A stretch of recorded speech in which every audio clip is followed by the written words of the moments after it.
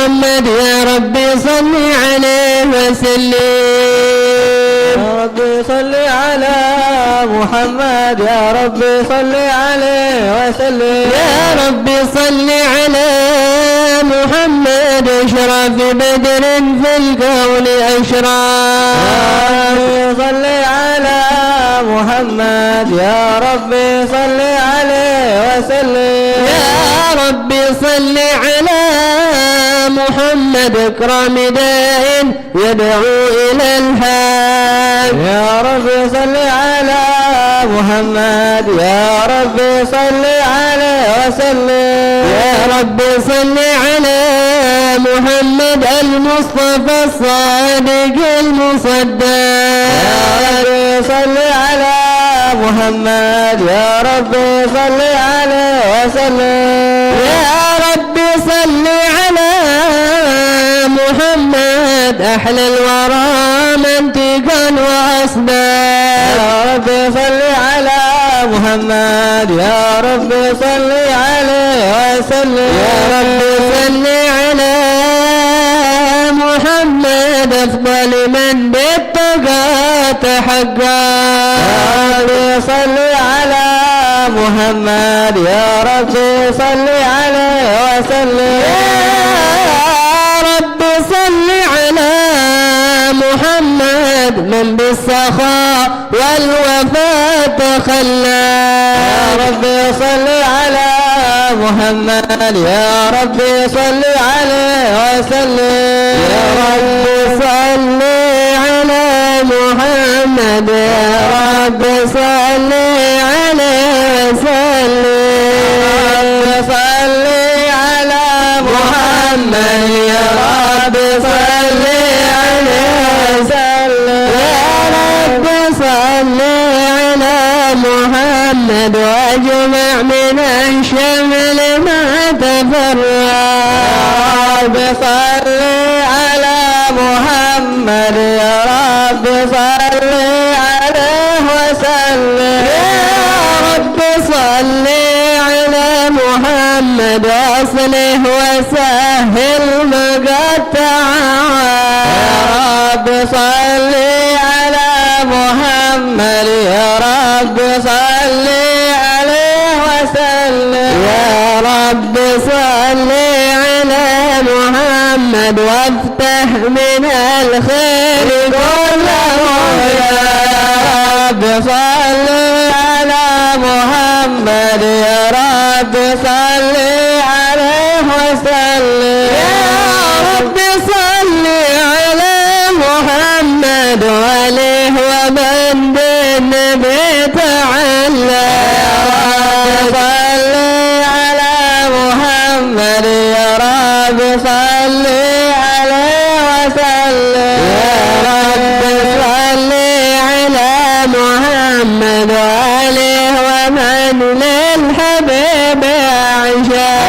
يا رب صل على محمد يا رب صل عليه وسلم. يا رب صل على محمد ومن بحبل النبي تأثر. يا رب صل على محمد يا رب صل عليه وسلم. يا رب صل على محمد يا رب صل عليه وسلم. يا رب صل على محمد يا رب صل عليه وسلم. اللهم صل وسلم وبارك عليه وعلى آله. اللهم صل وسلم وبارك عليه وعلى آله وصحبه. بسم الله الرحمن الرحيم. الحمد لله القوي سلطانه الواضح برهانه المبسوط في الوجود كرمه وإحسانه. صلى الله عليه تعالى مجده وعظم شانه.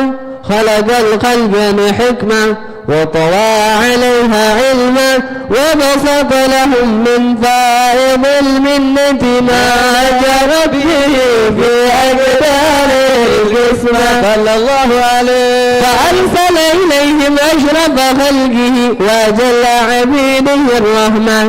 تعلقت إرادته الأزلية بخلق هذا العبد المحبوب، فانتشرت آثار شرفه في عوالم الشهادة والبيوت. فما أجل هذا المن الذي تكرم به المنان، وما أعظم هذا الفضل الذي برز من حضرة الإحسان صورة كاملة ظهرت في هيكل محمود، فتعطرت بوجودها أكناف الوجود، وتربت بلد العوالم بطراز التكريم. اللهم صل وسلم أشرف الصلاة والتسليم على سيدنا ونبينا محمد الرؤوف الرحيم. اللهم صل وسلم وبارك عليه وعلى آله.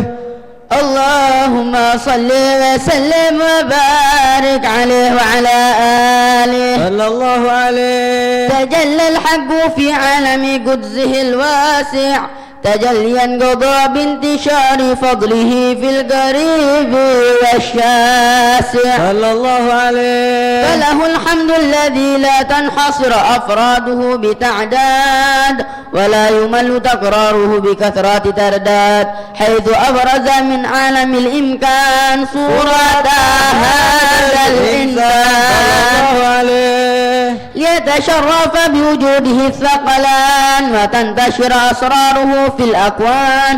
فما من سر اتصل به قلب منيب إلا من سوابغ فضل الله على هذا الحبيب.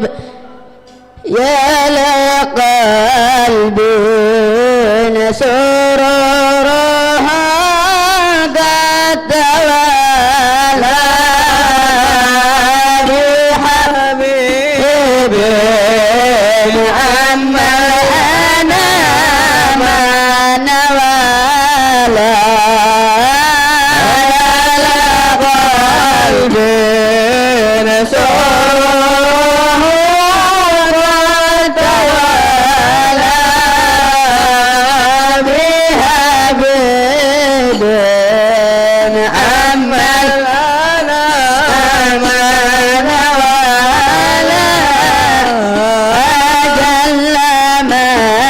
شرف الوجود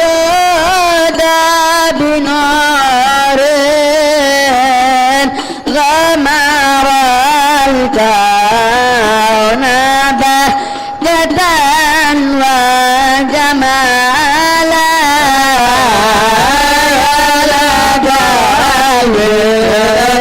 بن سرور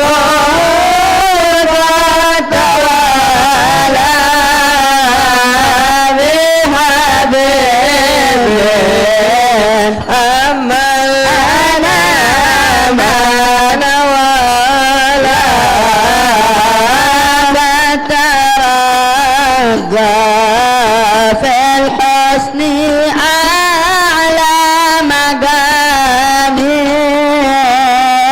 وتناهى في مجده وتعالى. يا لقلب سرور قد توالى بحبيب عما الأنام نوالا. لحظته العيون فيما اجتلته بشرا كاملا يزيح الضلال. على قلبي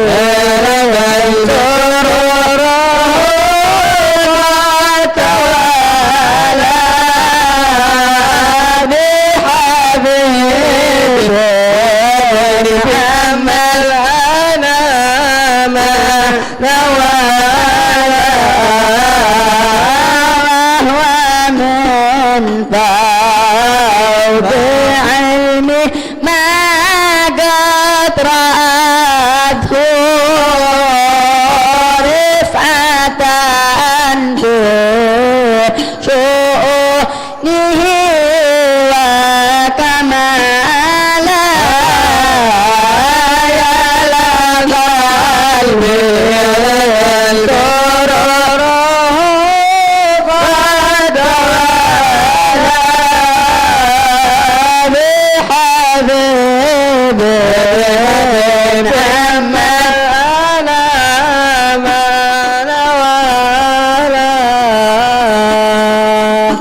فسبحان الذي أبرز من حضرة الامتنان ما يعجز عن وصف اللسان ويحار في تعقل معانيه الجنان انتشر منه في عالم البطون والظهور ما ملأ الوجود الخلقي نور فتبارك الله من إله كريم بشرتنا آياته في الذكر الحكيم ببشارة لقد جاءكم رسول من أنفسكم عزيز عليه ما عنتم حريص عليكم بالمؤمنين رؤوف رحيم فمن فاجأته هذه البشارة وتلقاها بقلب سليم فقد هدي إلى صراط مستقيم اللهم صل وسلم أشرف الصلاة والتسليم على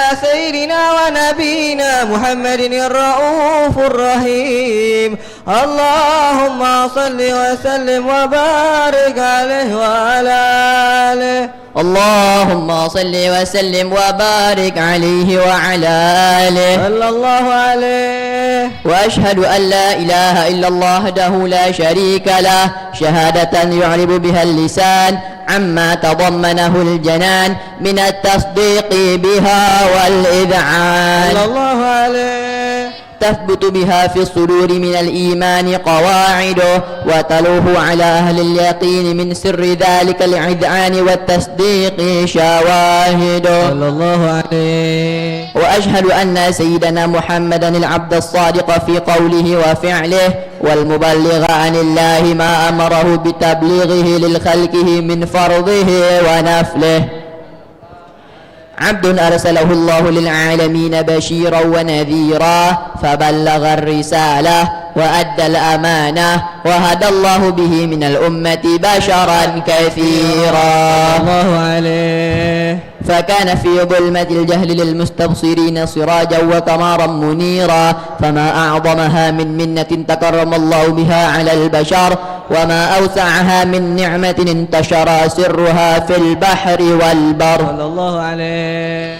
اللهم صل وسلم بأجل الصلوات وأجمعها وأزكى التحيات وأوسعها على هذا العبد الذي وفى بحق العبودية وبرز فيها في خلعة الكمال وقام بحق الربوبية في مواطن الخدمة لله وأقبل عليه غاية الإقبال صلى الله عليه. صلاة يتصل بها روح المصلي عليه به فينبسط في قلبه نور سر تعلق به وحبه ويكتب بها بعناية الله في حزبه وعلى آله وصحبه الذين ارتقوا صحوة المجد بقربه وتفيأوا ظلال الشر في الأصل بوده وحبه ما عطر الأكوان بنشر ذكراهم نسي اللهم صل وسلم أشرف الصلاة وتسليم على سيدنا ونبينا محمد الرؤوف الرحيم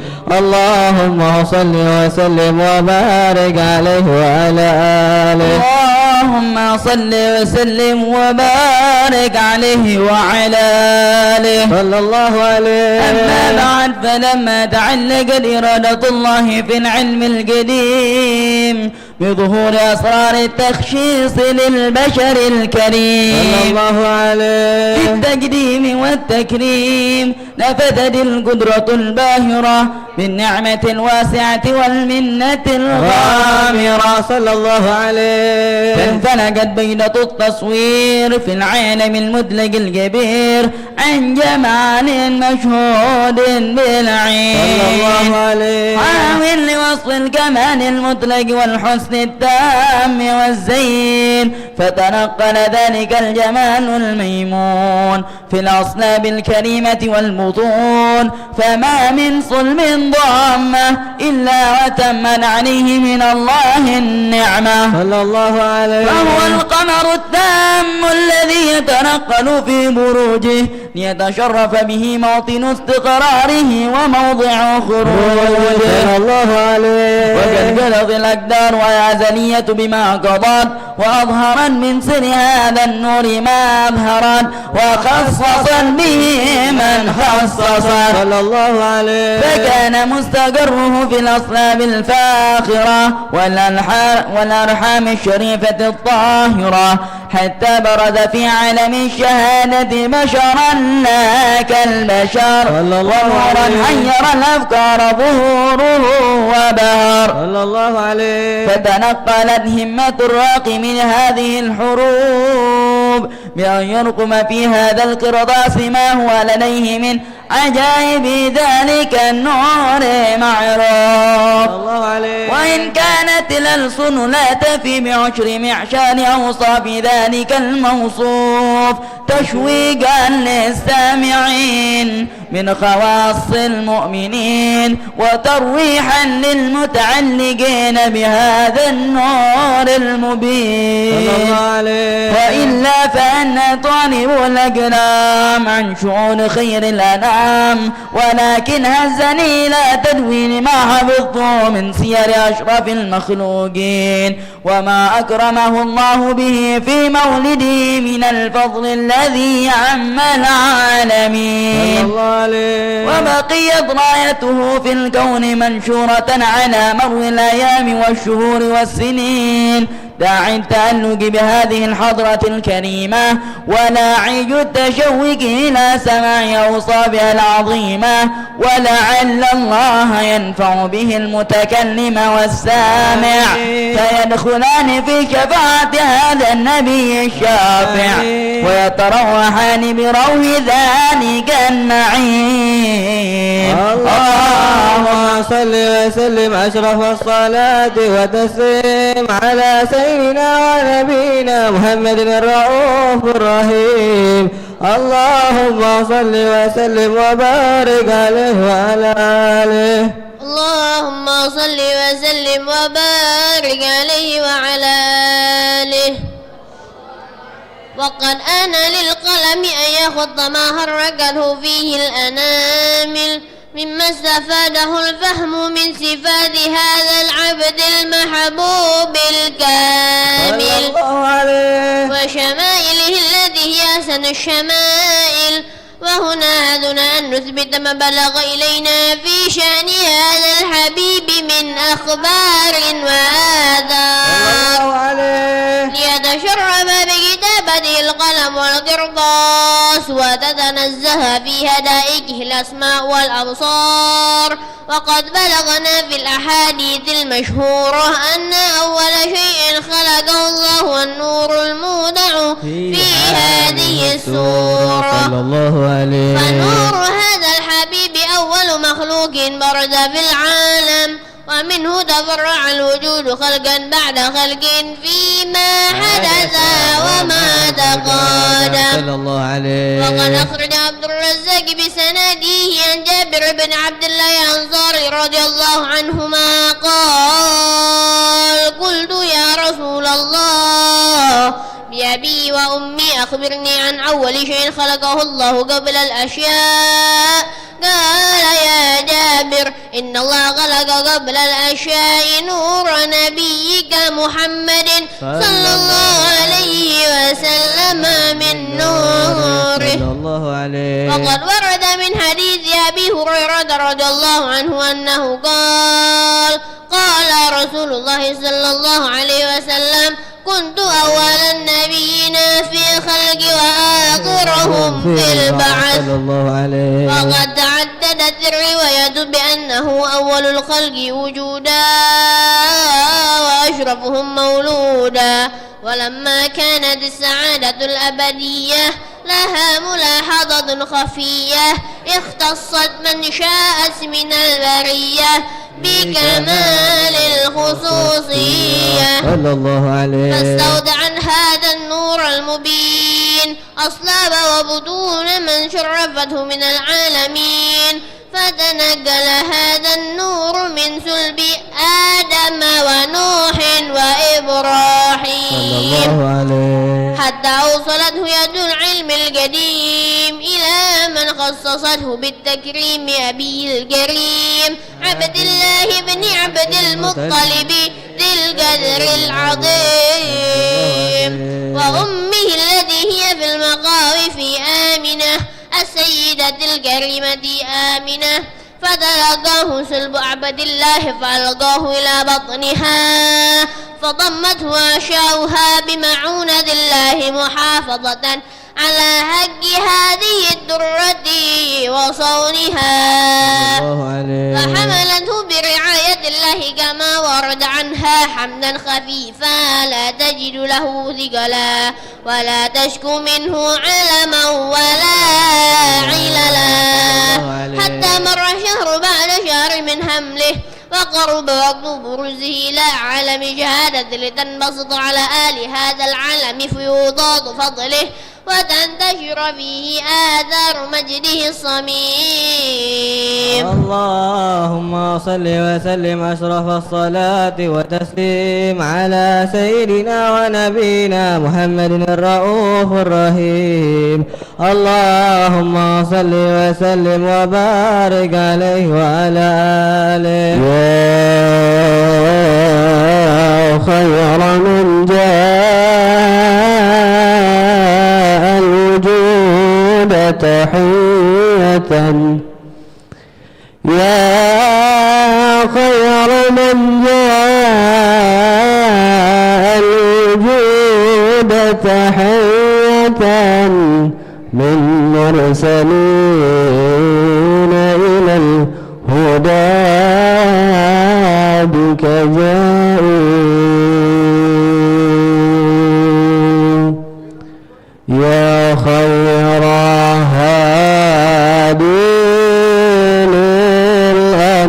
للأنام تسامى يا خير هادي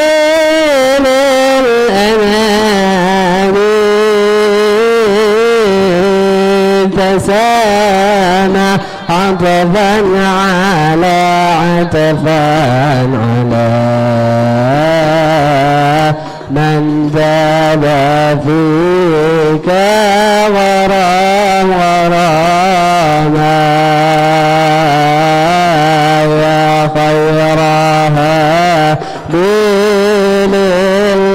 للأنام تسامى يا خيرها للأنام تسامى عطفا على عطفا على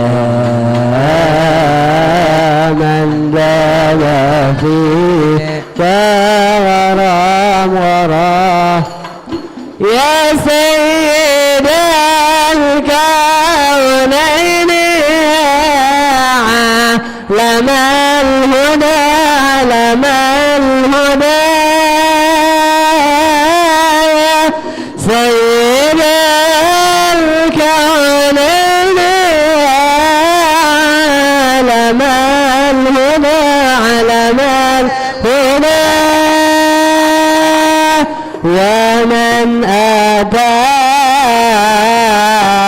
ومن أتى للمرسلين ختاما يا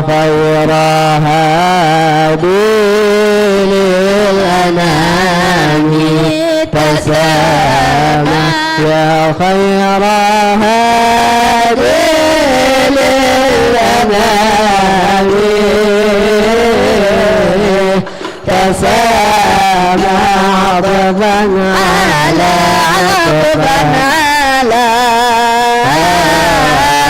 من ذاب فيك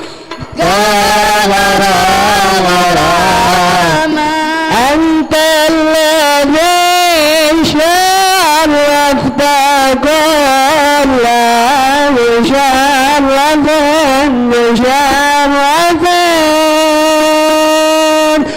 أنت الذي شرفت كل مشرف مشرف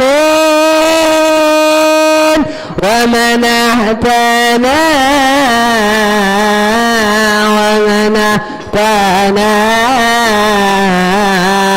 وظن يا إمام إماما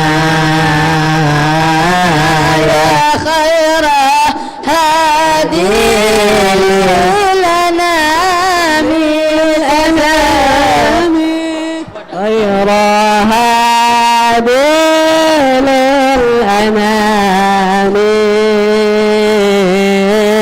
تسامع عطفا على عطفا على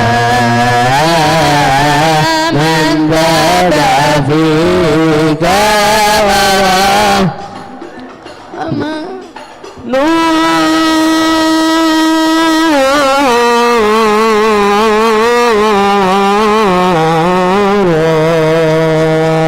نور المصطفى نور المصطفى نور المصطفى نور المصطفى ملا الأكوان ملا الأكوان حبيب محمد محمد محمد خير المرسلين نور المصطفى نور المصطفى نور المصطفى نور المصطفى ملا الأكوان ملا الأكوان حبيب محمد محمد محمد خير المرسلين الله الجلال أعطاك الجمال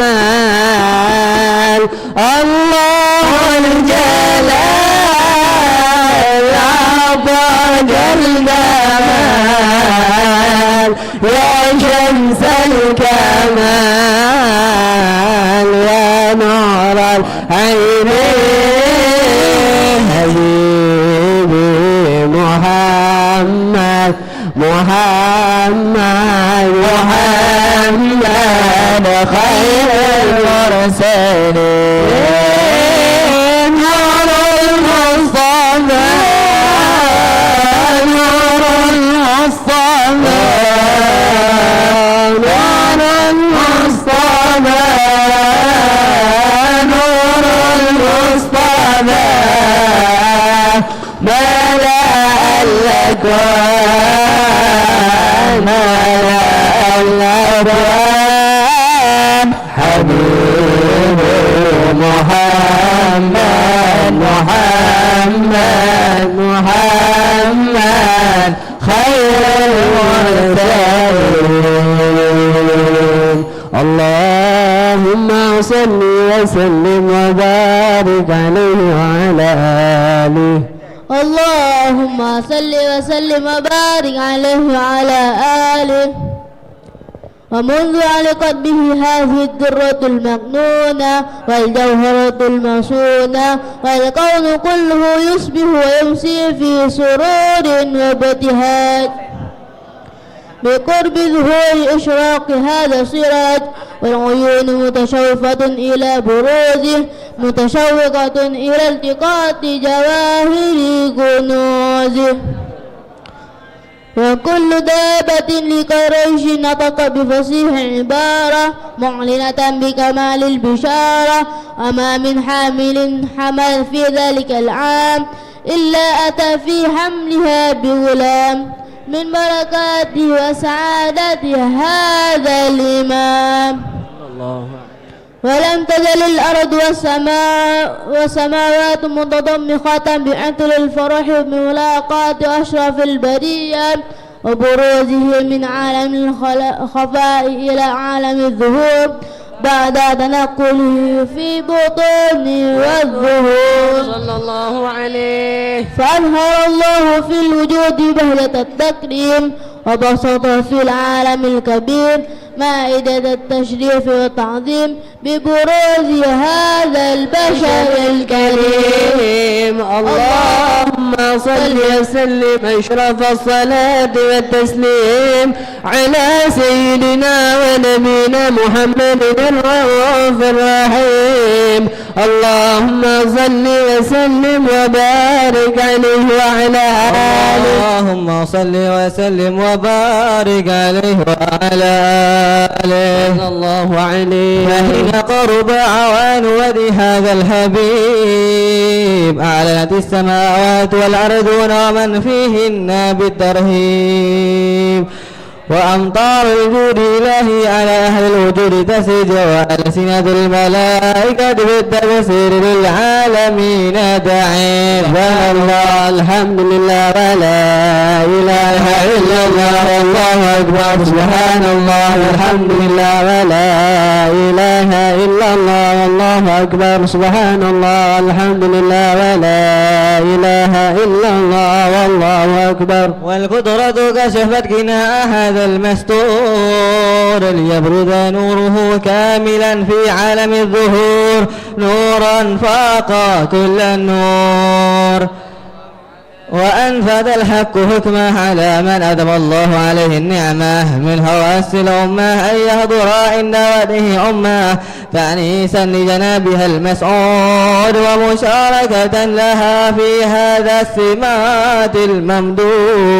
الله عليه. وحضر بتوفيق الله سيدة مريم وسيدة آسيا وماءهما من الهور العين من قسم الله له من الشراه بالقسمة الوافية.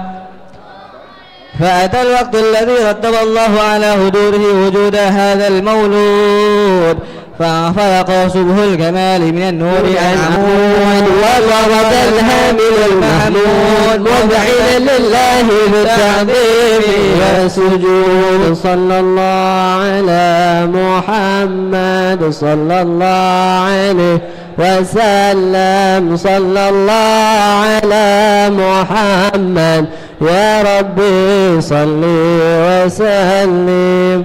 يا نبي سلام عليك يا رسول سلام عليك يا حبيب سلام عليك صلوات الله عليك الله يا نبي سلام عليك يا رسول سلام عليك يا حبيب سلام عليك صلوات الله عليك.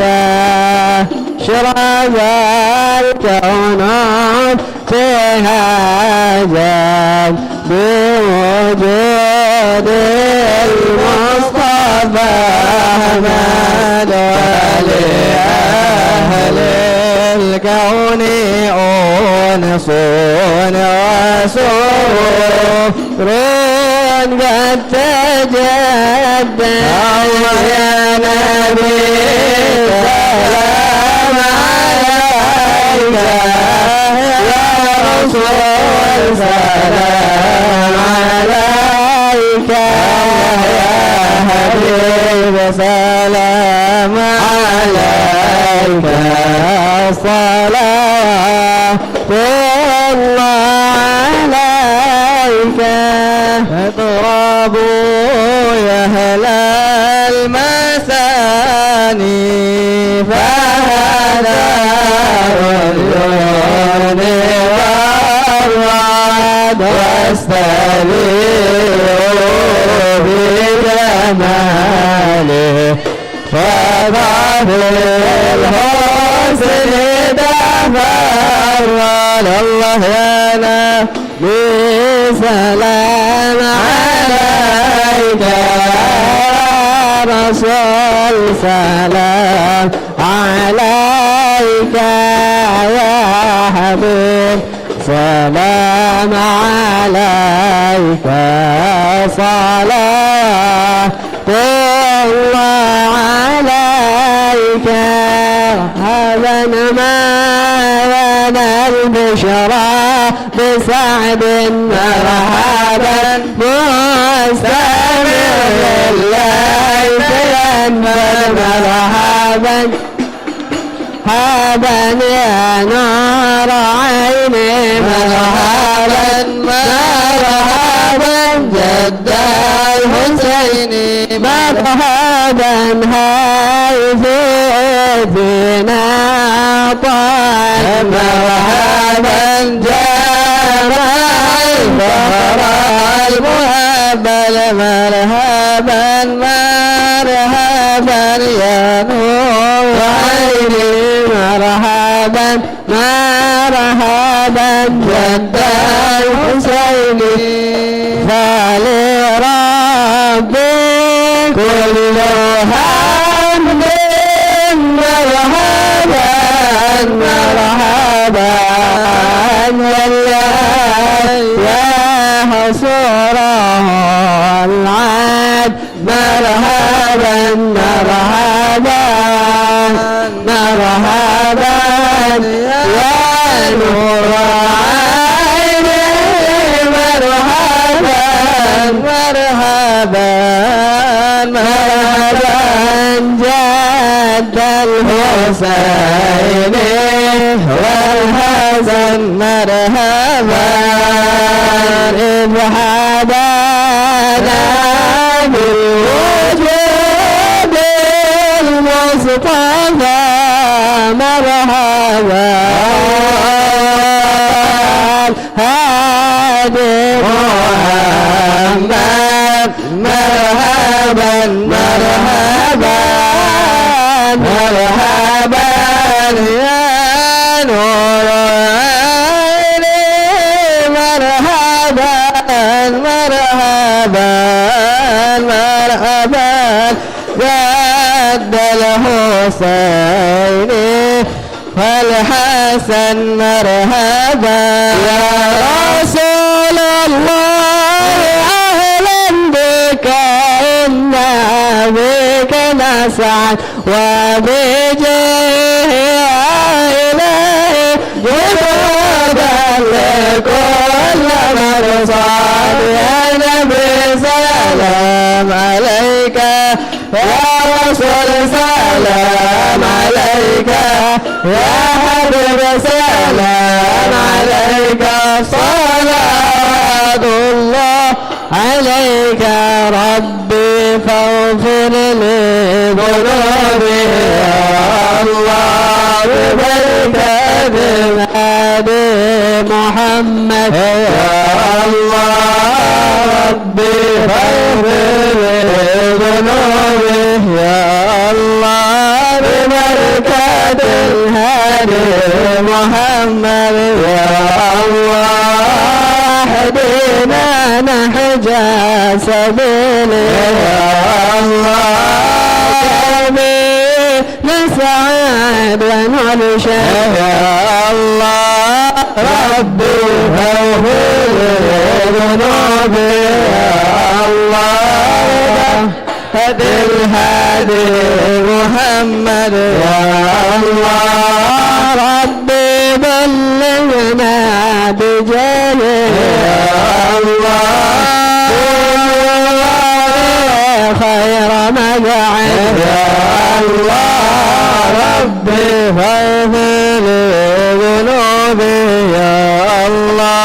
ببركة الهادي محمد يا الله الله تشاء أشرف الرسل محمد وسلام مستمر كل حين يتجدد صلى الله على محمد مرحبا صلى الله عليه وسلم مرحبا صلى الله على محمد مرحبا يا رب صل عليه وسلم مرحبا اللهم صل وسلم وبارك عليه وعلى آله وصحبه. Kita akan mengikuti prosesi wali tasmiyah dengan guru kita Al-Habib bin Abdul Aziz bin Abdul Rahman bin Syahab. Fa'alaihi wa ta'ala masykur wa sallu ala Rasulillah.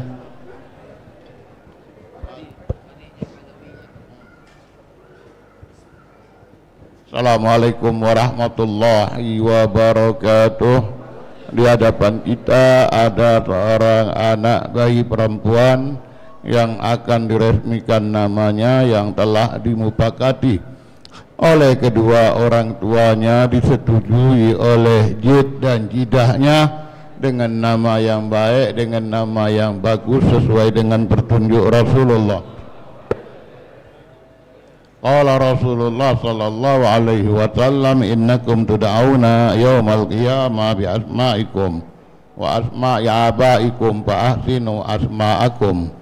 Sesungguhnya kalian kelak di hari kiamat akan dipanggil dengan nama-nama kalian dan nama orang tua kalian, maka perbaguskanlah nama kalian. Alhamdulillah, dengan nama yang bagus anak ini diberi nama yaitu Syarifah Khadijah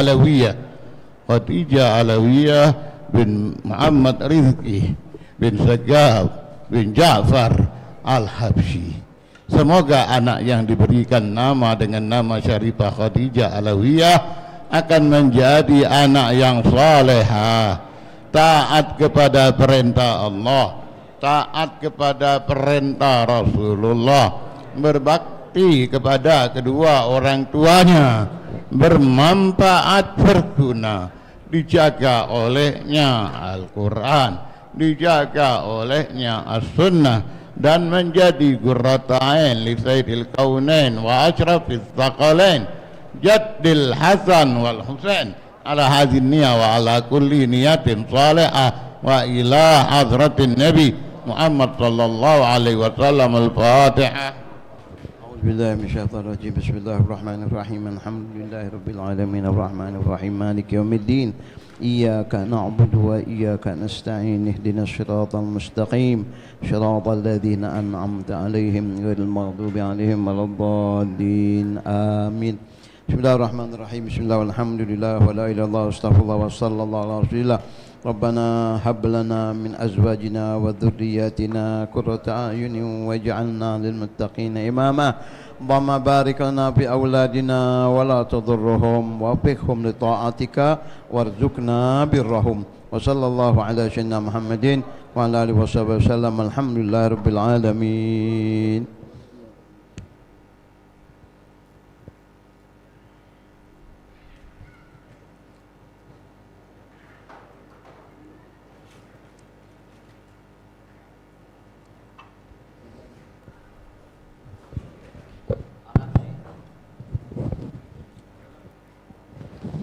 اللهم صل وسلم وبارك عليه وعلى آله وصحبه. ولقد اتصف صلى الله عليه وسلم من محاسن الأخلاق بما تضيق عن كتابته بطون الأوراق. كان صلى الله عليه وسلم أحسن الناس خلقا وخلقا وأولهم إلى مكارم الأخلاق سبقا وأوسعهم بالمؤمنين حلما ورفقا برا رؤوفا لا يقول ولا يفعل إلا معروفا له الخلق السهل واللفظ المحتوي على المعنى الجزل إذا دعاه المسكين أجابه إجابة مؤجلة وهو الأب الشفيق الرحيم اليتيم والأرملة وله مع سهولة أخلاقه الهيبة القوية التي ترتعد منها فرائس الأقوياء من البرية ومن نشر طيبه تعطرت الطرق والمنازل بأرف ذكره تطيبت المجالس والمحافل فهو صلى الله عليه وسلم جامع الصفات الكمالية والمنفرد في خلقه وخلقه بأشرف خصوصية فما من خلق في البرية محمود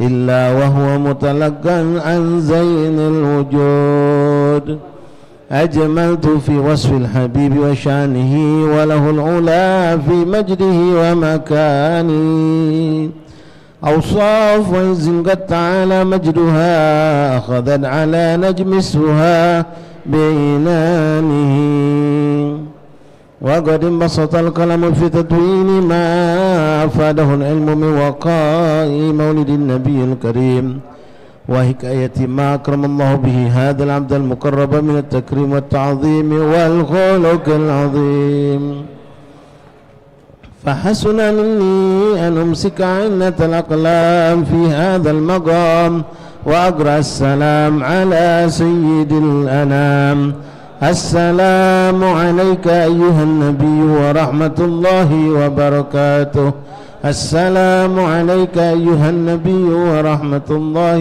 وبركاته السلام عليك أيها النبي ورحمة الله وبركاته وبذلك يحسن الختم كما يحسن التقديم فعليه أفضل الصلاة والتسليم اللهم صل وسلم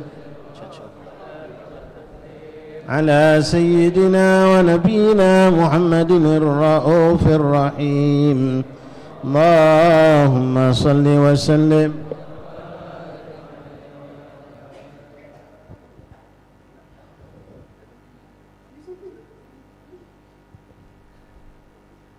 Astaghfirullah al-azim, astaghfirullah al-azim, astaghfirullah al-azim. Bismillahirrahmanirrahim. Alhamdulillahi rabbil alamin.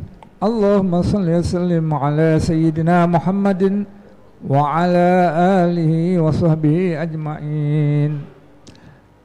Walamma nadmal fikru min dararil awsafil muhammadiyati uquda tawajjahtu ila Allah mutawassilan bi sayyidi wa habibi Muhammadin sallallahu alaihi wasallam ay yaj'ala sa'yi fihi mashkura wa fi'li fihi mahmuda wa yaktuba amali fil a'malil maqbulah wa tawajjuhi fit tawajjuhatil khalisati wassilatil mawsulah Allahumma ya man ilaihi tatawajjahul amalu fata'udu dhafirah wa ala babi izzatihi tuhattur rihalu fatarshaha minhul buyudatul ghamirah natawajjahu ilaik bi ashrafil wasaili ladayk sayyidil mursalin abdika sadiqil amin سيدنا محمد الذي عمت رسالته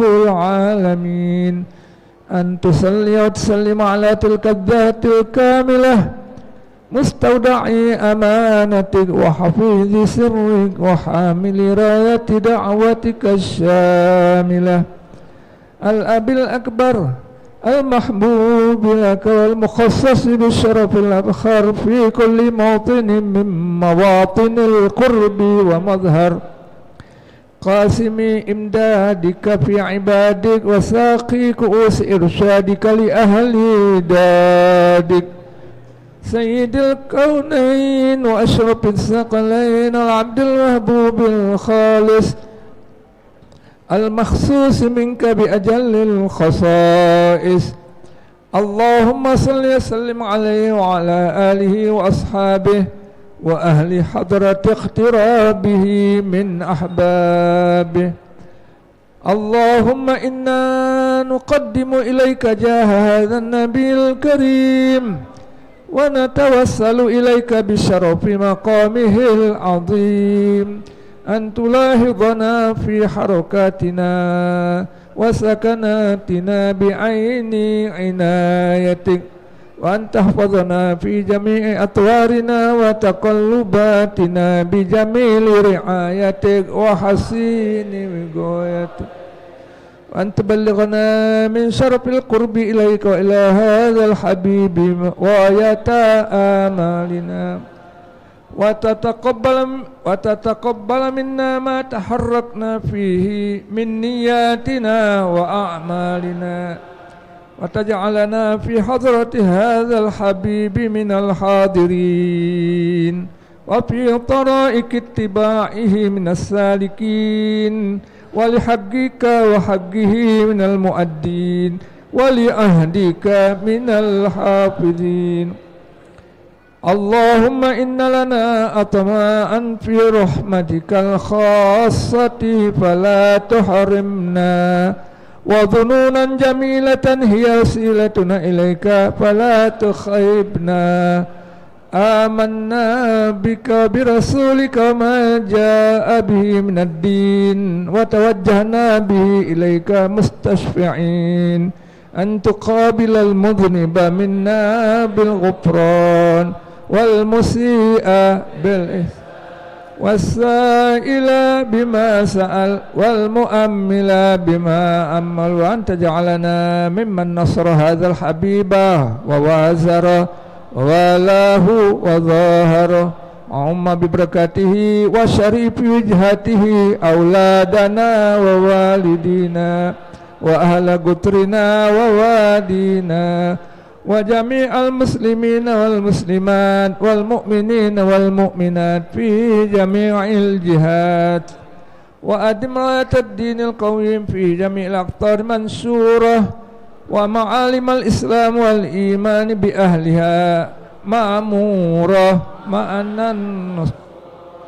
واكشف اللهم كربة المكروبين، واقضي دين المدينين، واغفر للمذنبين، وتقبل توبة التائبين، وانشر رحمتك على عبادك المؤمنين أجمعين، واكفي شر المعتدين والظالمين، وابسط العدل بولاة الحق في جميع النواحي والأقطار، وأيدهم بتأييد من عندك ونصر على المعاندين من المنافقين والكفار، واجعلنا يا رب في الحسن الحسين من جميع البلايا، واجعلنا يا رب في الحسن الحسين من جميع البلايا، واجعلنا يا ربي في الحسن الحسين من جميع البلايا، في الحرز المكين من الذنوب والخطايا، وأدمنا في العمل بطاعتك والصدق في خدمتك قائمين، وإذا توفيتنا فتوفنا مسلمين مؤمنين، واختم لنا منك بخير أجمعين. صل وسلم على هذا الحبيب المحبوب للأجسام والأرواح والقلوب، وعلى آله وصحبه ومن إليه منسوب، وآخر دعوانا أن الحمد لله رب العالمين. بسر سبحان ربك رب العزة عما يصفون، وسلام على المرسلين، والحمد لله رب العالمين. بسر الفاتحة.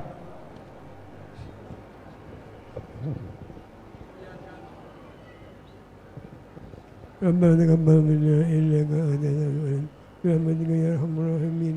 وصلى الله وسلم الحمد لله رب العالمين. الفاتحة وقراءة الياسين والتهليل والتسبيح والدعاء صلى على النبي لمن كان هذه القراءة المرحومة إلى رحمة القيم بابا الشريفة عائشة بنت يوسف أسقف، ثم إلى رسوس المرحوم إلى رحمة الحكيم صاحب الهلا حبيب البركة الحبيب حامد بن علي بن علوي بن عبد الله الحداد لما اجتمعنا ها هنا بسببهم، أن الله يغفر لهم ويرحم برحمته والدينا ولهم خاصة وجميع أمواتنا وأموات المسلمين عامة وإلى حضرة النبي محمد صلى الله عليه وسلم. أكرم الفاتحة. أعوذ بالله من الشيطان الرجيم. بسم الله الرحمن الرحيم. الحمد لله رب العالمين الرحمن الرحيم مالك يوم الدين. إياك نعبد وإياك نستعين اهدنا الصراط المستقيم صراط الذين أنعمت عليهم غير المغضوب عليهم ولا الضالين آمين. بسم الله الرحمن الرحيم. ياسين والقرآن الحكيم إنك لمن المرسلين على صراط مستقيم تنزيل العزيز الرحيم لتنذر قوما ما أنذر آباؤهم فهم غافلون لقد حق القول على أكثرهم فهم لا يؤمنون إنا جعلنا في أعناقهم أغلالا فهي إلى الأذقان فهم مقمحون وجعلنا من بين أيديهم سدا ومن خلفهم سدا فأغشيناهم فهم لا يبصرون وسواء عليهم أنذرتهم أم لم تنذرهم لا يؤمنون إنما تنذر من اتبع الذكر وخشي الرحمن بالغيب وبشره مغفرة وأجر كريم.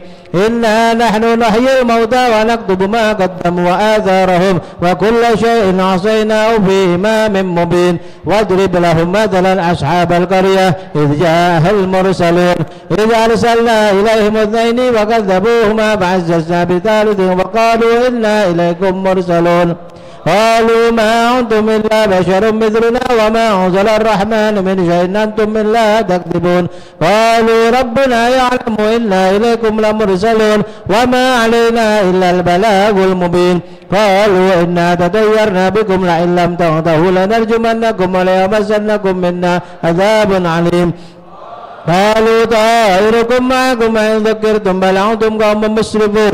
وجاء من أقصى المدينة رجل يسعى قال يا قوم اتبعوا المرسلين اتبعوا من لا يسألكم أجرا وهم مهتدون وما لي لا أعبد الذي فطرني وإليه ترجعون أتخذوا من دونه آلهة يردن الرحمن بضر لا تغني عني شفاعتهم شيئا ولا ينقذون إني ذل في ضلال مبين إني آمنت بربكم فاسمعون قيل ادخلوا الجنة قال يا ليت قومي يعلمون بما غفر لي ربي وجعلني من المكرمين وما أنزلنا على قومه من بعده من جند من السماء وما كنا منزلين إن كانت إلا صيحة واحدة فإذا هم خامدون يا حسرة على العباد ما يأتيهم من رسول إلا كانوا به يستهزئون ألم يروا كما أهلكنا قبلهم من القرون أنهم إليهم لا يرجعون وإن كل لما جميع لدينا محضرون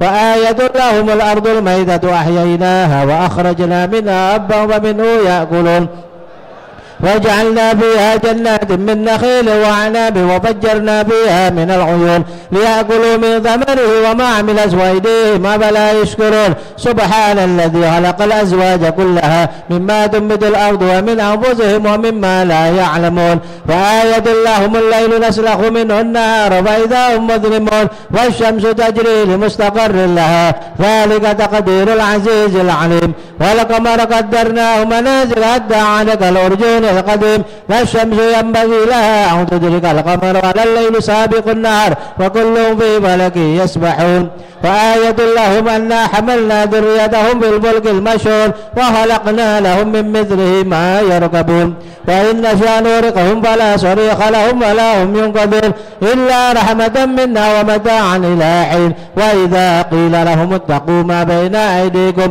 وما خلفكم لعلكم ترحمون وما تأتيهم من آية من آيات ربهم إلا كانوا عنها معرضين وإذا قيل لهم أنفقوا مما رزقكم الله قال الذين كفروا للذين آمنوا ونطعم من لو يشاء الله أطعمه إن أنتم إلا في ضلال مبين ويقولون متى هذا الوعد إن كنتم صادقين ما ينظرون إلا صيحة واحدة تأخذهم وهم يخصمون فلا يستطيعون توصية ولا إلى أهلهم يرجعون ونفخ في الصور فإذا هم من الأجداث إلى ربهم ينسلون قالوا يا ويلنا من بعثنا من مرقدنا هذا ما وعد الرحمن وصدق المرسلون إن كانت إلا صيحة واحدة فإذا هم جميعا لدينا محضرون فاليوم لا تظلم نفس شيئا ولا تجزون إلا ما كنتم تعملون إن أصحاب الجنة اليوم في شغل فاكهون هم وأزواجهم في ظلال على الأرائك متكئون لهم فيها فاكهة ولهم ما يدعون سلام قولا من رب رحيم فامتازوا اليوم أيها المجرمون ألم أعهد إليكم يا بني آدم ألا تعبدوا الشيطان إنه لكم عدو مبين وأن اعبدوني هذا صراط مستقيم ولقد أضل منكم جبلا كثيرا أفلم تكونوا تعقلون هذه جهنم التي كنتم توعدون اصلوها اليوم بما كنتم تكفرون اليوم نختم على أفواههم وتكلمنا أيديهم وتشهد أرجلهم بما كانوا يكسبون ولو نشاء لطمسنا على أعينهم فاستبقوا الصراط فأنى يبصرون ولو نشاء لمسخناهم على مكانتهم وما استطاعوا مضيا ولا يرجعون وما نعمره نكسه بالخلق أفلا يعقلون وما علمناه الشعر وما ينبغي له إن هو إلا ذكر وقرآن مبين ينذر من كان حيا ويحق القول على الكافرين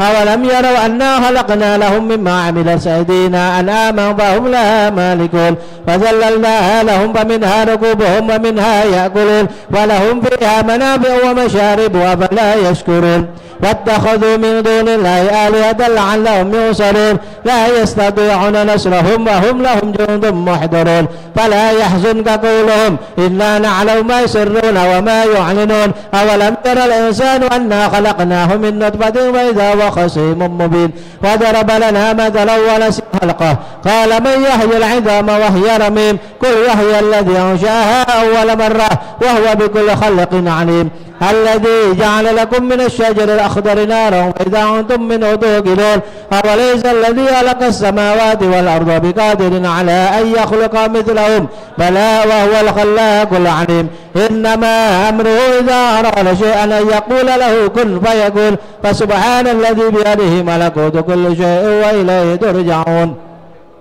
صدق الله العظيم وصدق رسول النبي الكريم ونحن على ذلك من الشاهدين والشاكرين والحمد لله رب العالمين إن الله وملائكته يصلون على النبي يا أيها الذين آمنوا صلوا عليه وسلموا تسليما اللهم صل أفضل الصلاة على أسعد مخلوقاتك حبيب الله سيدنا محمد وعلى آله وصحبه وسلم عدد معلوماتك ومداد كلماتك كلما ذكرك الذاكرون قبل عن ذكرك الغافلون اللهم صل أفضل الصلاة على أسعد مخلوقاتك حبيب الله سيدنا محمد وعلى آله وصحبه وسلم عدد معلوماتك ومداد كلماتك كلما ذكرك الذاكرون غفل عن ذكرك الغافلون اللهم صل أفضل الصلاة على أسعد مخلوقاتك حبيب الله محمد وعلى آله وصحبه وسلم عدد معلوماتك ومداد كلماتك كلما ذكرك الذاكرون غفل عن ذكرك الغافلون وسلم رضي الله تبارك وتعالى عن ساداتنا أصحاب سيدنا رسول الله أجمعين حسبنا الله نعم الوكيل نعم المولى ونعم النصير ولا حول ولا قوة إلا بالله العلي العظيم نستغفر الله العظيم نستغفر الله العظيم نستغفر الله الغفور الرحيم عبد الذكر فاعلم أنه لا إله إلا الله موجود لا إله إلا الله لا إله إلا الله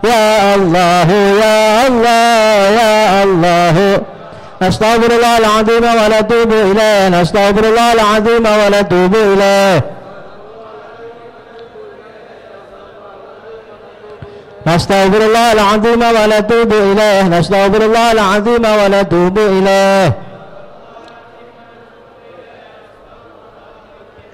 نستغفر الله العظيم ونتوب إليه نستغفر الله العظيم ونتوب إليه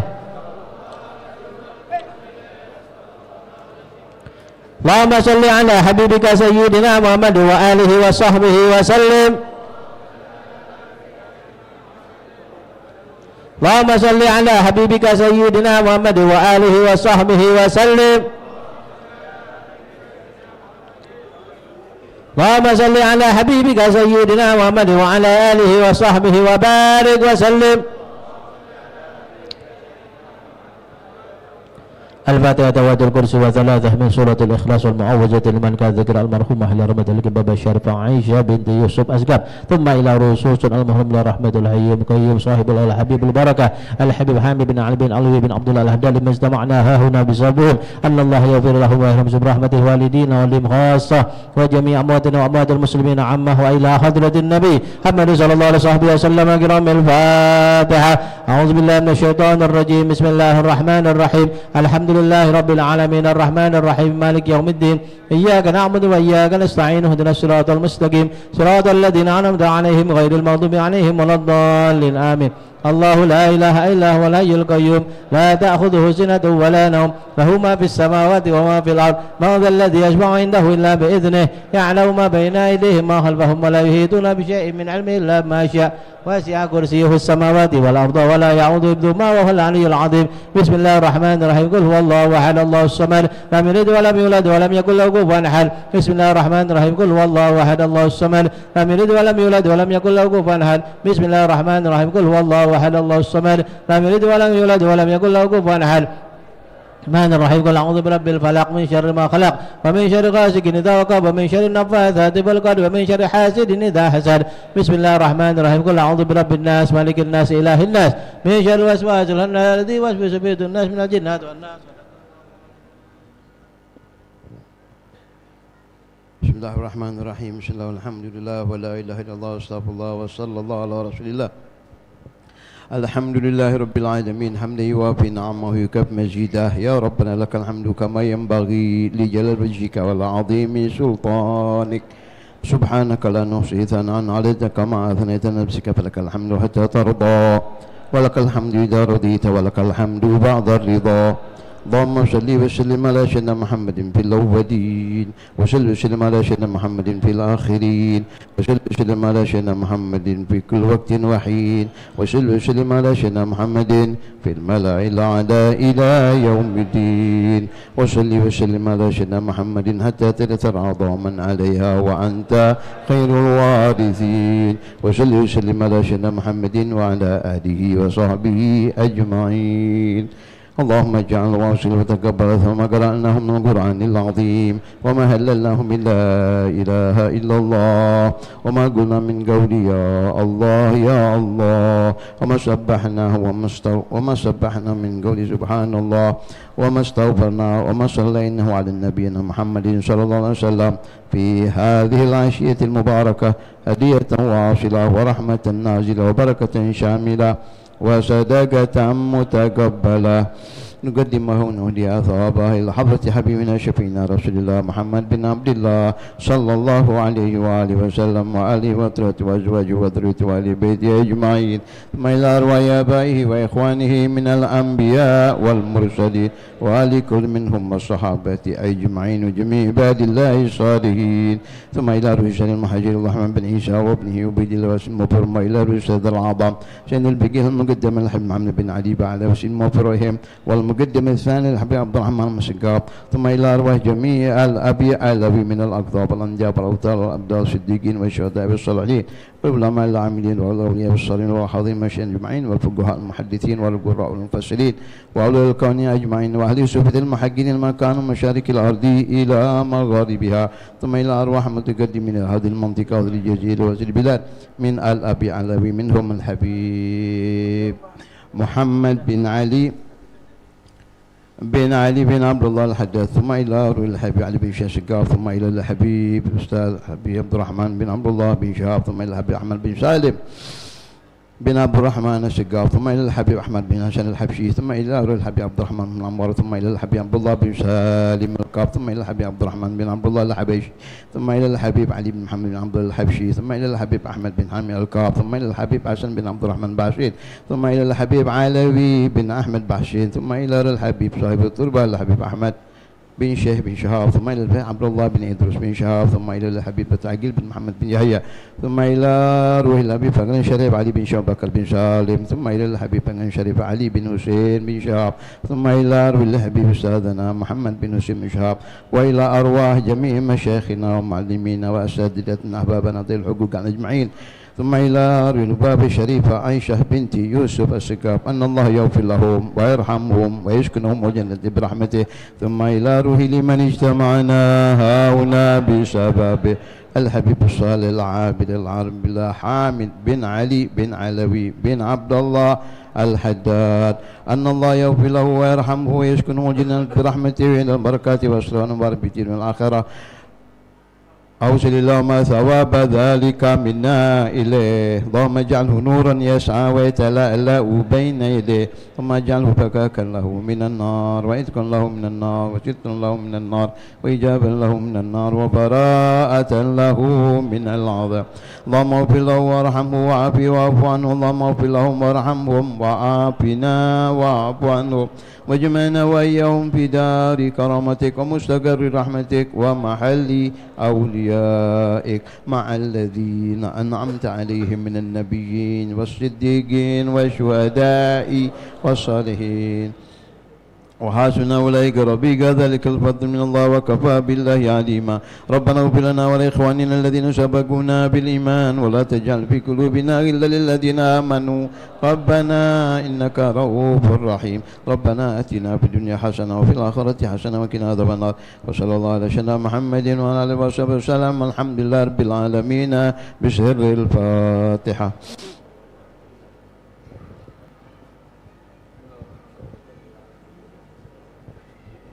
ربنا تقبل منا إنك أنت العليم بحمدك يا أرحم الراحمين.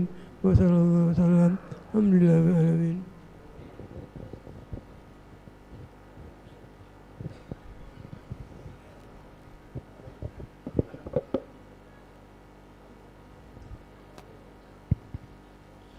لكم بشرى الإجابة والقبول من المولى بواسطة الرسول. دعا داعي العناية فاستجبتم وبادرتم إلى الفضل الجزيل. وصلتم واجتمعتم واتصلتم فكان الوصل فائدة الوصول. نزلتم في منازلنا فزادت بكم شرفا تضاعف بالنزول.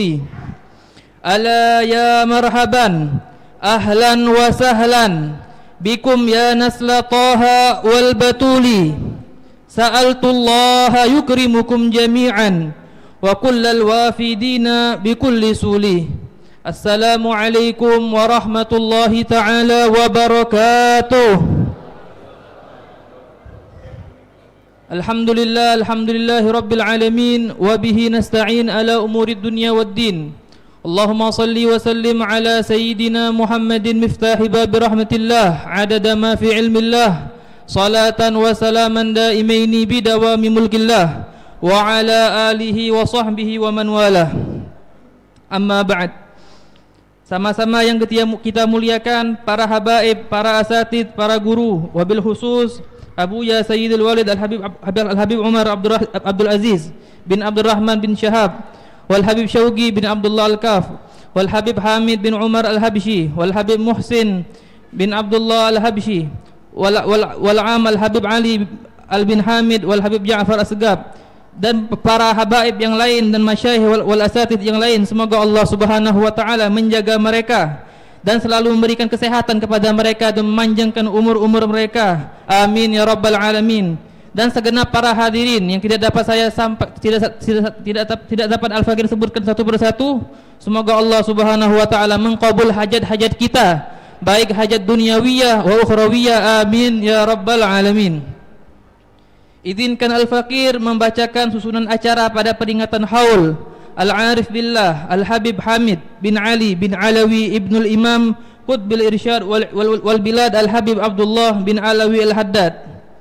Alhamdulillah telah kita lewati acara kita pada sore hari ini, daripada membaca maulid Simtud Durar karangan Al-Habib Ali bin Muhammad bin Husain Al-Habsyi, kemudian dilanjutkan dengan membaca surah Yasin dan tahlil.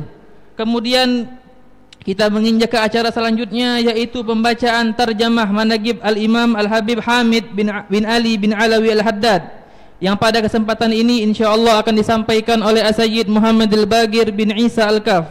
Fa'alaihi falyatafaddal mashkura. Sallu ala Nabi Muhammad.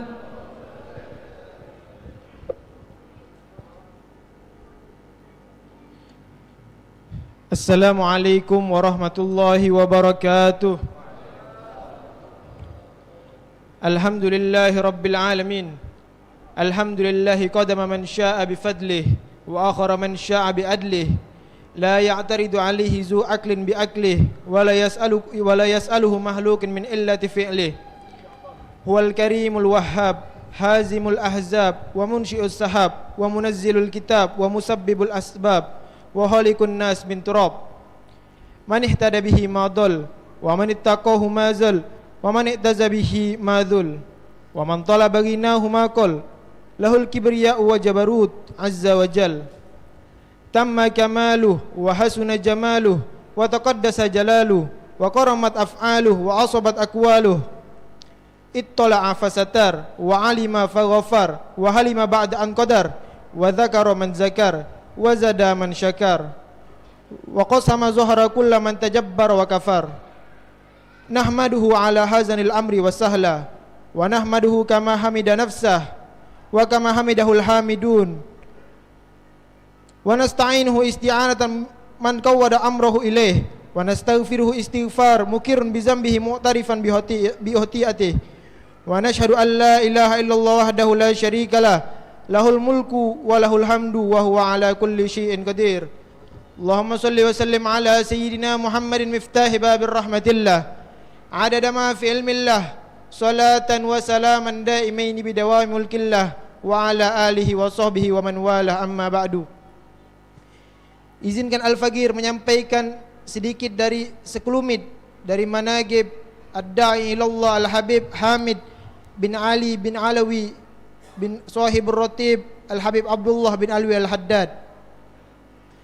Nasab beliau yang mulia, beliau Al-Habib Hamid bin Ali bin Alawi bin Qutbil Irsyad Al-Habib Abdullah bin Alwi Al-Haddad bin Muhammad bin Ahmad bin Abdullah bin Muhammad bin Alawi bin Ahmad Al-Haddad bin Abu Bakar At-Tawil, hingga bersambung kepada Al-Imam Husain bin Ali bin Abi Thalib dan Hubaba Sayyidatuna Fatimah Az-Zahra binti Sayyidina Rasul sallallahu alaihi wasallam.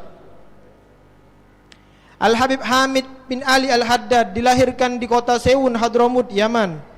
Sedangkan ayah beliau dari kota Tarim, Hadramut, dan ibunya dari kabilah Al-Habsyi dari kota Sewun. Al-Habib Hamid mempunyai 6 saudara laki-laki, yaitu Al-Habib Ahmad, Al-Habib Muhammad, Al-Habib Alawi, Al-Habib Abdullah, Al-Habib Abdurrahman, Al-Habib Abu Bakar. Masa kecil beliau, semasa kanak-kanak hingga dewasa, beliau dikelilingi oleh para ulama dan aulia di masa itu, sehingga beliau mendapatkan pendidikan serta ilmu dari keluarganya dan dari para ulama di kota Sewun maupun kota Tarim, Hadramut. Dengan perbekalan ilmu yang beliau miliki dan merasa mempunyai tanggung jawab untuk menyebarkan ilmu yang ada padanya, dengan tekad serta kemauan yang kuat, beliau rela meninggalkan kedua orang tuanya, keluarga dan para sahabatnya untuk berlayar menyeberangi lautan dan samudra. Itu semua dilakukan dikarenakan kecintaannya kepada Allah Subhanahu wa taala dan kakeknya Rasul sallallahu alaihi wasallam.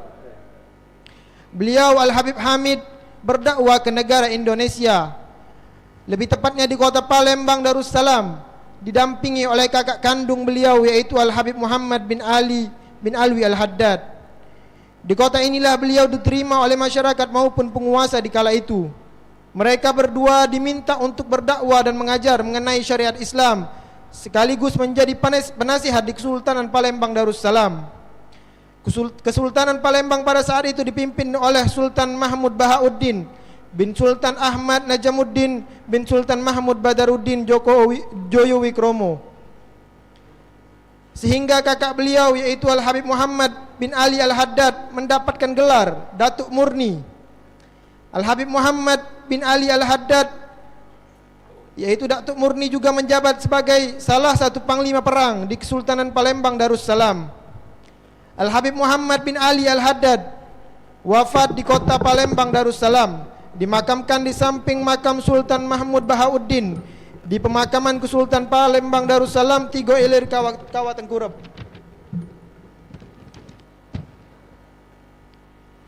Hal ini dikarenakan kedekatan beliau dengan Sultan Mahmud Bahauddin tersebut. Sedangkan Al-Habib Hamid sendiri mengajar dan berdakwah di perkampungan di kota Palembang Darussalam. Beliau diberikan tanah yang luas oleh Sultan Mahmud Bahauddin bin Sultan Ahmad Najamuddin.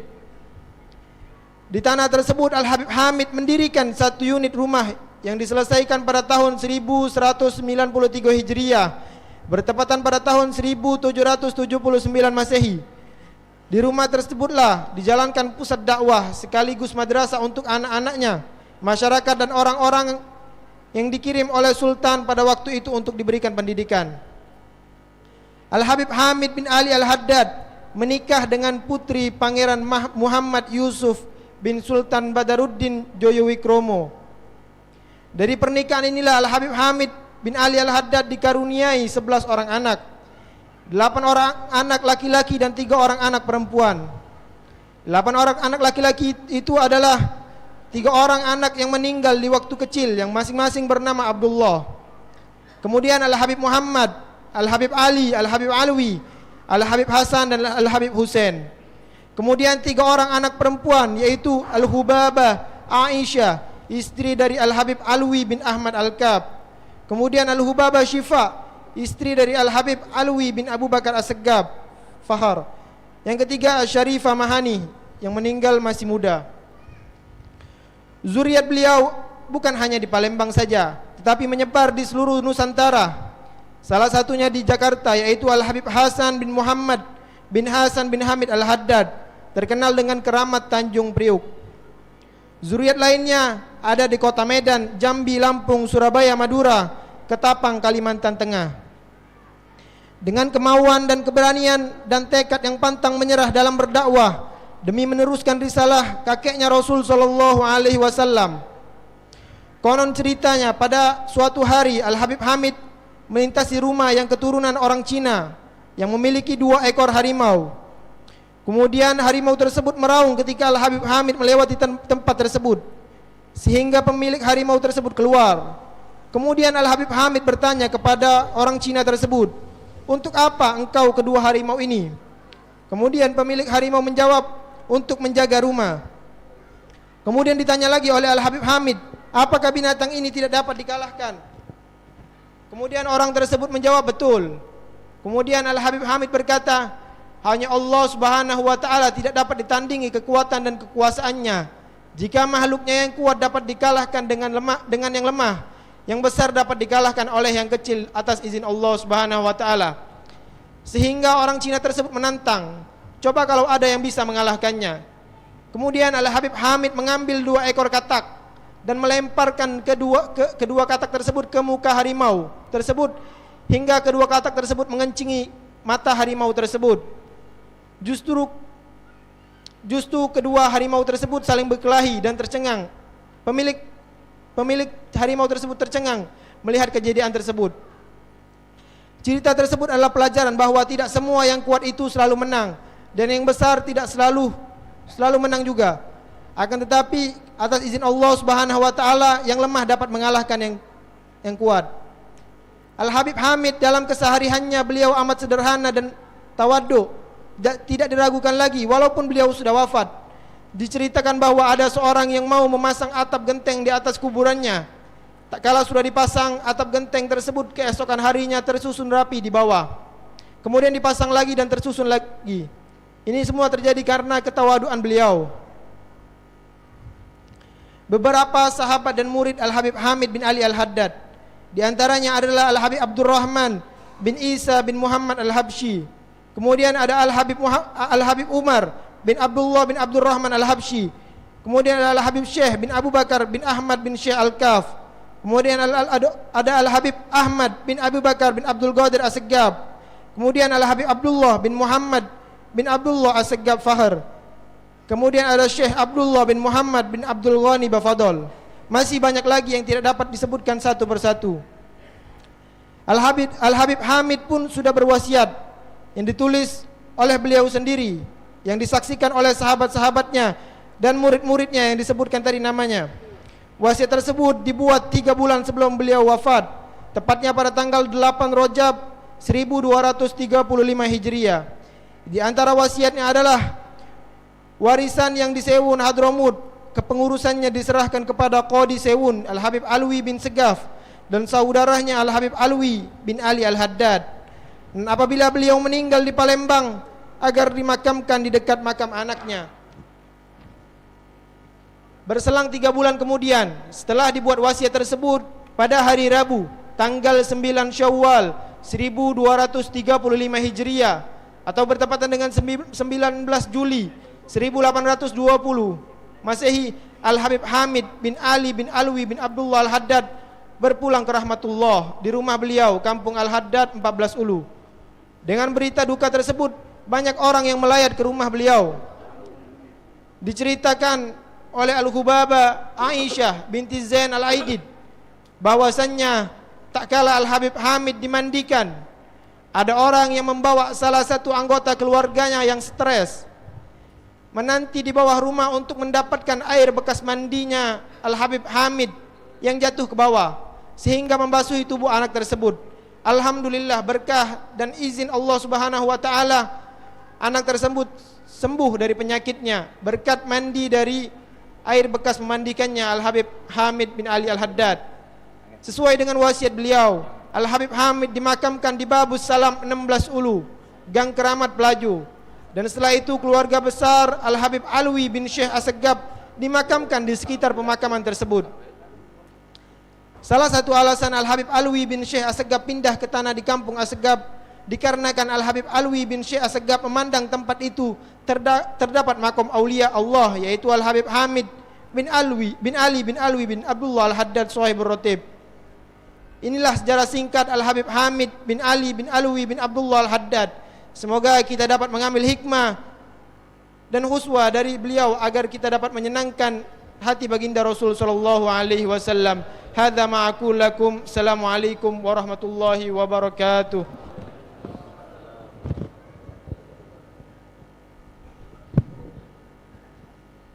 Semoga dengan membaca biografi Al-Habib Hamid bin Ali bin Alwi Al-Haddad, kita bisa mencontoh beliau dalam ibadah serta berdakwah kepada di jalannya Allah Subhanahu wa taala. Melanjutkan ke acara berikutnya, yaitu Al-Mau'izatul Hasanah, yang pada saat ini akan disampaikan oleh Al-Habib Ali Zainal Abidin bin Alawi bin Ahmad Al-Kaf. Fa alaihi falyatafaddal mashkura. Sallu ala Nabi Muhammad.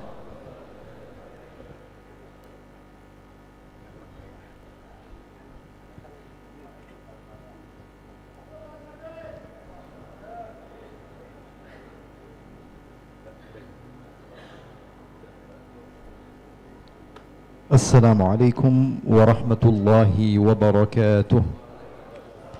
الحمد لله نحمده ونستعينه ونستغفره ونعوذ بالله من شرور أنفسنا ومن سيئات أعمالنا. من يهده الله فلا مضل له ومن يضلل فلا هادي له. اللهم فصل وسلم وبارك وكرم وعظم ومجد وتكرم وتحنن على سيدنا محمد وعلى آله وصحبه أجمعين. سبحانك لا علم لنا إلا ما علمتنا إنك أنت العليم الحكيم.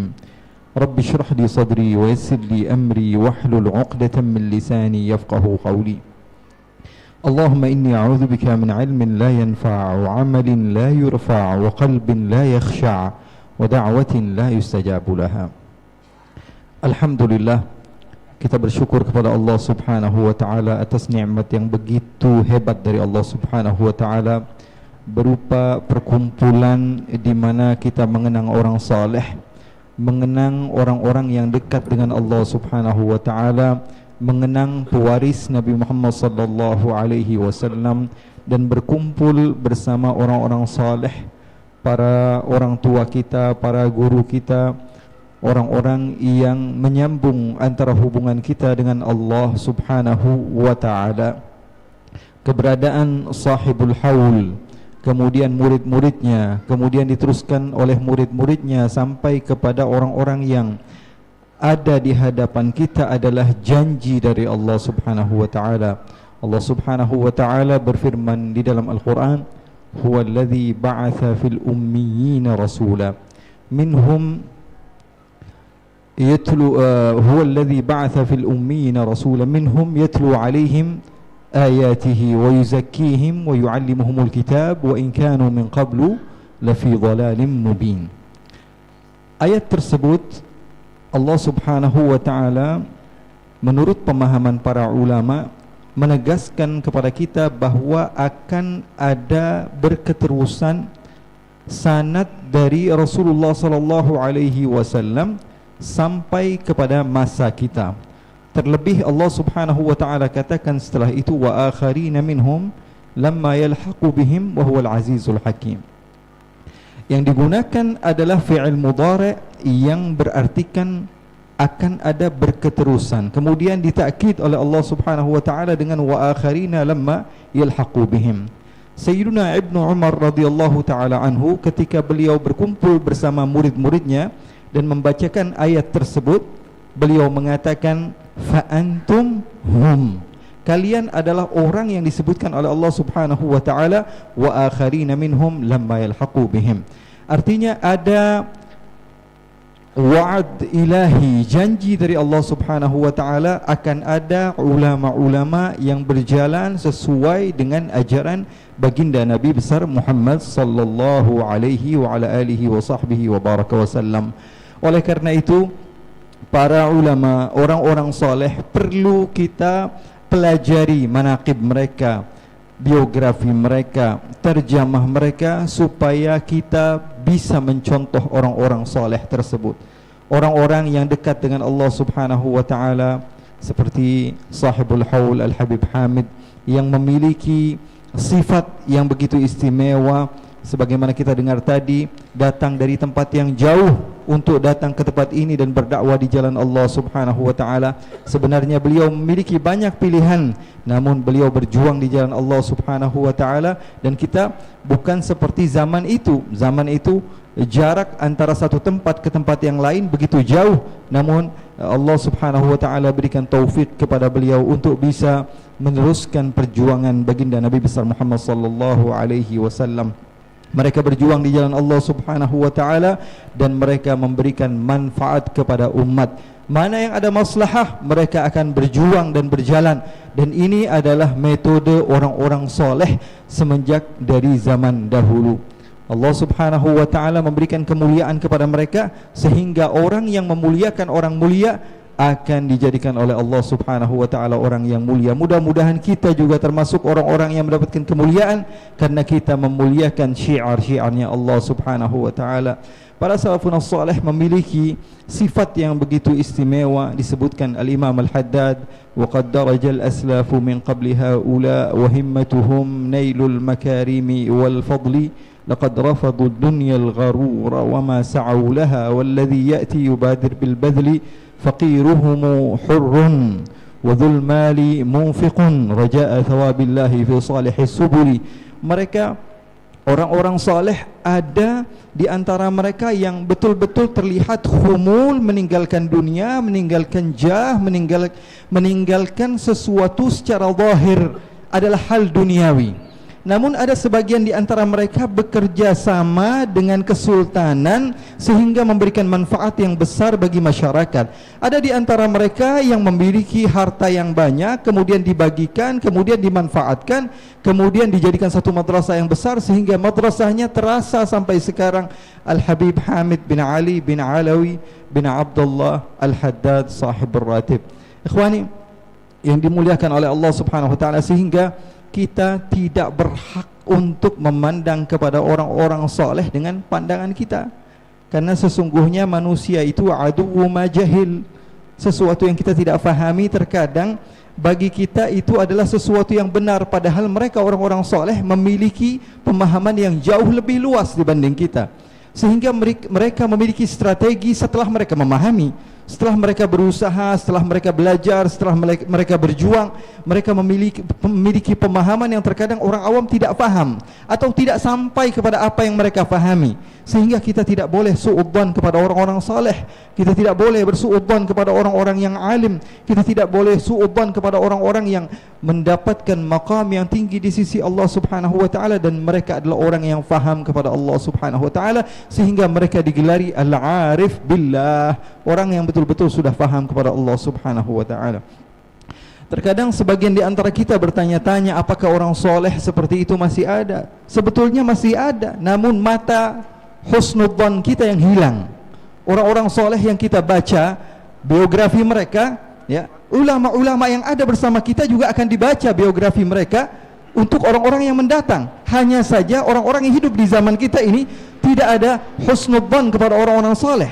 Bahkan mungkin salah seorang di antara cucu-cucu kita berandai-andai dan berdoa untuk bisa berjumpa dengan para guru-guru kita yang hadir bersama kita pada saat ini. Namun kita tidak memiliki kekuatan husnudzon kepada orang-orang yang saleh. Salah seorang di zaman Al-Habib Idrus bin Umar Al-Habsyi datang kepada beliau dan ingin membaca satu kitab tentang ilmu tasawuf. Kata Al-Habib Idrus bin Umar, nanti kamu datang, kamu bawa kitab Risalatul Muawanah karya Al-Habib Abdullah bin Alawi Al-Haddad. Akhirnya beliau berkecil hati karena beliau berharap bahwa yang dibaca adalah kitab-kitab besar, kitab ulama-ulama terdahulu, atau kitab yang tebal, atau kitab yang dipandang oleh sebagian orang ini bukan kitab-kitab yang dijadikan rauha di mana-mana. Namun setelah itu Al-Habib Idrus bin Umar mengatakan kepada muridnya tersebut, kamu tahu kitab ini dikarang oleh siapa? Al-Arif Billah. Kemudian dikarang untuk siapa? Al-Arif Billah Al-Habib Ahmad bin Umar Ahmad bin Hashim Al-Habsyi. Kitab ini dikarang oleh Al-Imam Al-Haddad, seorang arif billah kepada seorang arif billah, sehingga apa yang diucapkan dalam buku tersebut sesungguhnya adalah hal-hal yang hebat, hal-hal yang bagus.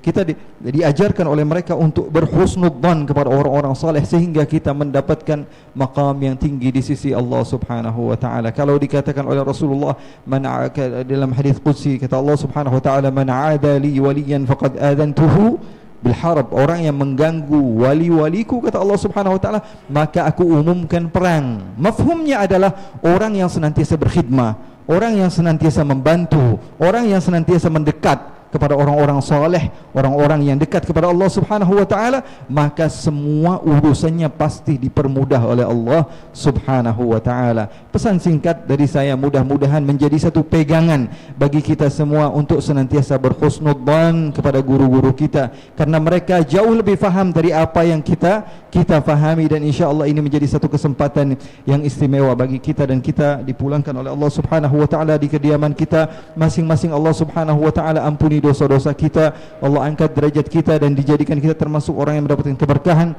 dari sahibul haul. Wa sallallahu bijamalika wa jalalika ala sayyidina Muhammadin warzuqna kamalal mutaba'ati lahu zahiran wa batinan fi afiyatin wa salam. Walhamdulillahi rabbil alamin.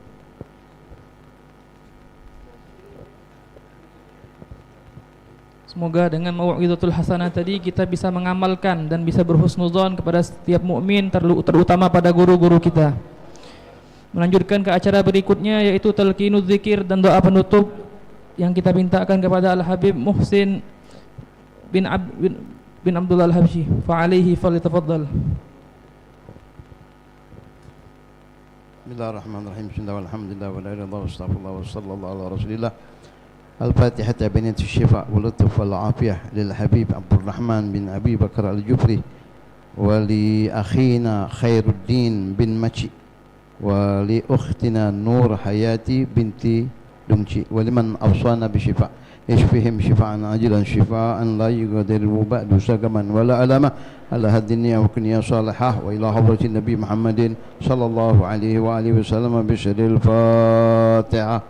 أعوذ بالله من الشيطان الرجيم. بسم الله الرحمن الرحيم. الحمد لله رب العالمين الرحمن الرحيم مالك يوم الدين إياك نعبد وإياك نستعين اهدنا الصراط المستقيم صراط الذين أنعمت عليهم غير المغضوب عليهم ولا الضالين آمين. بسم الله الرحمن الرحيم. الحمد لله ولا إله إلا الله واستغفر الله وصلى الله على رسول الله. اللهم صل على سيدنا محمد طب القلوب ودوائها وعافية الأبدان وشفائها ونور الأبصار وضيائها وروح الأرواح وحياتها وبهجة النفوس وصفائها وعلى آله وصحبه وسلم في كل لمحة ونفس بعدد كل معلوم لك وصلى الله على سيدنا محمد وعلى آله وصحبه وسلم. الحمد لله رب العالمين.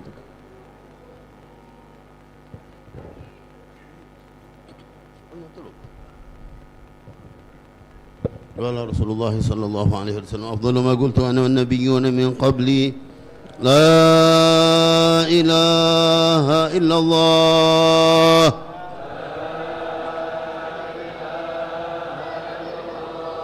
لا إله إلا الله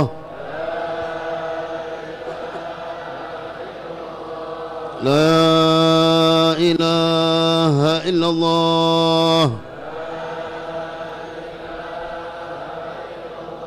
محمد رسول الله صلى الله عليه وآله وسلم. كلمة حق عليها نحيا وعليها نموت وعليها نبعث إن شاء الله من الآمنين.